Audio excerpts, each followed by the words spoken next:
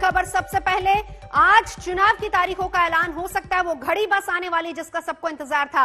वक्त शाम 4:30 बजे प्रेस कॉन्फ्रेंस होगी। चुनाव आयोग की बहुत अहम है ये प्रेस कॉन्फ्रेंस, क्योंकि 4 राज्यों और 1 केंद्र शासित प्रदेश के चुनावों की तारीखों का ऐलान होना है।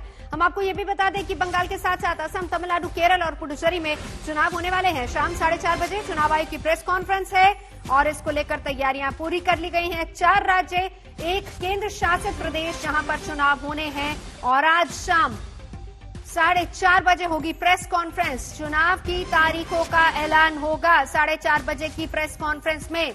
चुनाव आयोग ने आज शाम 4:30 बजे प्रेस कॉन्फ्रेंस करने का ऐलान किया है, जिसमें 4 राज्य और किस तरीके से चुनाव होगा, कितने चरणों में होगा, इसको लेकर भी खुलासा हो सकता है। वैसे जो खबरें आ रही है उसके मुताबिक 4 से 8 चरणों में हो सकते हैं बंगाल में चुनाव, खासतौर पर क्योंकि हालात का जायजा लेने के लिए कई बार चुनाव आयोग की टीम बंगाल भी जा चुकी है।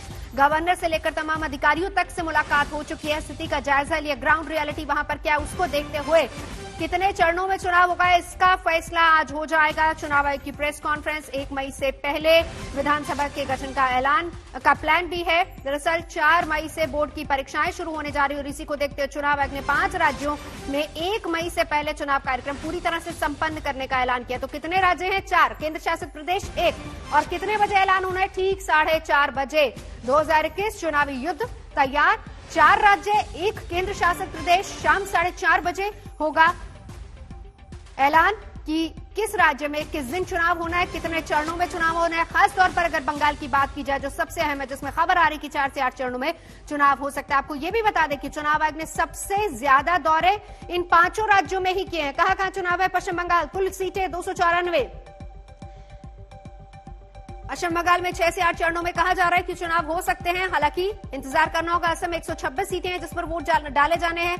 तारीख कौन सी होगी, चरण कितने होंगे, इसका भी इंतजार और फैसला 4:30 बजे चुनाव आयोग की इस प्रेस कॉन्फ्रेंस में पता चल जाएगा। तमिलनाडु में 234 सीटें, कितने चरणों में चुनाव होगा उसका खुलासा 4:30 बजे की प्रेस कॉन्फ्रेंस में होगा। केरल में 140 सीटें हैं जिन पर चुनाव होना है और 1 केंद्र शासित प्रदेश पुडुचेरी 30 सीटों पर जिस पर चुनाव होना है।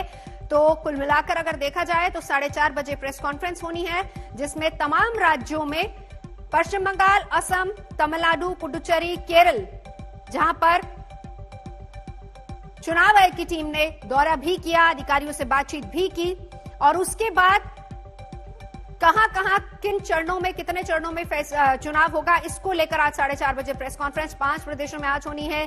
प्रेस कॉन्फ्रेंस के जरिए ऐलान होगा कि चुनाव की तारीखें क्या होंगी। 4:30 बजे आयोग की प्रेस कॉन्फ्रेंस है। चुनावी कार्यक्रमों का पूरा ऐलान करेगा चुनाव आयोग आज की इस प्रेस कॉन्फ्रेंस में। कोरोना का काल है और ऐसे में चुनाव आयोग के सामने तमिलनाडु और केरल खासतौर पर, क्योंकि वहां पर मामले लगातार बढ़ते जा रहे हैं, तो सबसे बड़ी चुनौती वही होगी।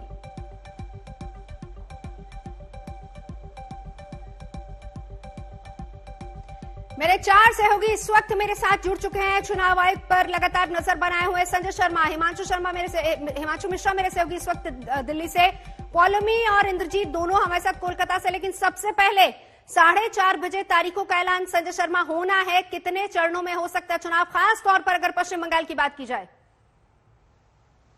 पश्चिम बंगाल की बात करें नवजोत, तो 6 से 8 चरणों में चुनाव कराए जाने के सूत्र इस बात का संकेत दे रहे हैं कि 6 से 8 चरणों में चुनाव कराए जा सकते हैं। पिछली बार 7 चरणों में चुनाव हुए थे।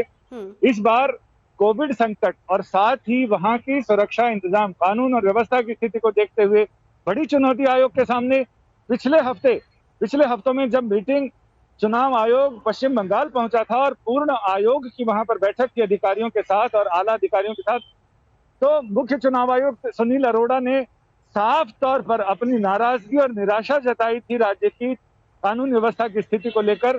तब उनको ये कहा गया था, ये भरोसा दिया था राज्य सरकार के अधिकारियों ने, केंद्रीय सुरक्षा बल सारी चीजें संभाल लेंगे और उन्होंने ये भी वायदा किया था कि वो मतदान केंद्रों के आसपास दूर तक वेस्ट बंगाल पुलिस नहीं होगी। पुलिस गांव में, कस्बों में, शहरों में सुरक्षा व्यवस्था का इंतजाम संभालेगी, जबकि अर्धसैनिक बल और केंद्रीय सुरक्षा बल वहां मतदान केंद्रों पर सुरक्षा व्यवस्था संभालेंगे। अलग अलग चुनौतियां हैं पश्चिम बंगाल में, जहां कानून और व्यवस्था बड़ी चुनौती है। केरल, तमिलनाडु और पुडुचेरी में कोविड के बढ़ते मामले बड़ी चुनौती हैं।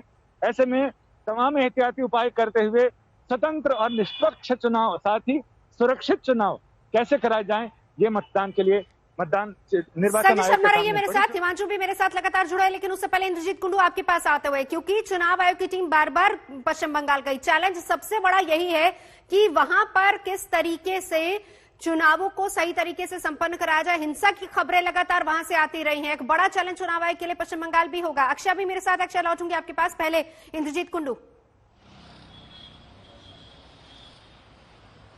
जी हाँ, बिल्कुल सबसे बड़ी चुनौती पश्चिम बंगाल है, बड़ा राज्य है, 294 विधानसभा क्षेत्र है, और सबसे बड़ी बात यह है कि अगर 6 से 8 चरणों की बात हो रही है, पिछली बार 7 चरणों में हुआ था, अगर 8 चरणों में होता है तो वो भी एक रिकॉर्ड होगा। और उसके साथ साथ किस तरह से जो सेंट्रल फोर्स है उसकी तैनाती किस तरह से होगी, क्योंकि बार बार बीजेपी जो है, जो प्रधान विपक्षी दल है, वो चुनाव आयोग के सामने अपनी पेशी रखी है पिछले कुछ दिनों में, और बार बार यही कहा जा रहा था कि ज्यादा से ज्यादा सेंट्रल फोर्स की डिप्लॉयमेंट हो। राज्य के जो पुलिस फोर्स है उन पर उनका भरोसा नहीं है, और राज्य के जो एम्प्लॉयज है, राज्य कर्मचारी, उन पर भी कोई भरोसा नहीं है। तो ये बातें बार बार रखी गई थी बीजेपी की ओर से। तो किस तरह से निष्पक्ष चुनाव करवाया जाए और जिसमें कोई हिंसा की घटना ना हो, ये देखना बहुत अहम रहेगा, और यही कारण है कि बहुत सारे चरणों में ये चुनाव हो सकते हैं। बिल्कुल इंद्रजीत, लौटती हूँ आपके पास, पौलमी मेरे साथ लगातार बनी हुई, लेकिन पहले अक्षय आपके पास, क्योंकि दोनों राज्य हैं जहां पर कोविड संकट सबसे ज्यादा है, और ये भी एक बड़ा चैलेंज रहेगा चुनाव आयोग के लिए। हाँ जी नवजोत, हम देख रहे हैं कि तमिलनाडु और पुडुचेरी में दोनों जगह पे कोविड-19 का केसेस बहुत ही ज़्यादा था इलेक्शन के पहले, और अब इलेक्शन नोटिफिकेशन देने के टाइम पे ये भी एक इम्पॉर्टेंट बात है, और यहाँ की जो हेल्थ सेक्रेटरी है उन्होंने भी ये चिंता के बाद बोला दिया गया है, और उन्होंने बोला है कि जो भी मटीरियल्स चाहिए उनके लिए, वो प्रिकॉशनरी मेजर्स के लिए, वो भी अभी वो लोग प्रोक्योर करने शुरू कर दिया है। और इसके अलावा हमें ये भी जानना है कि यहाँ पे तमिलनाडु में AIADMK और DMK दोनों पॉलिटिकल पार्टीज इस टाइम को जयललिता और करुणानिधि के बिना इलेक्शन के लिए जा रहे हैं। तो इस टाइम यहाँ के जो इलेक्शन चुनाव है वो बहुत ही इम्पोर्टेंट है दोनों द्रविडियन पार्टीज के लिए, और बीजेपी के लिए भी यहाँ पे इंड रोड आने के लिए ज्यादा तैयारियां हो रहा है।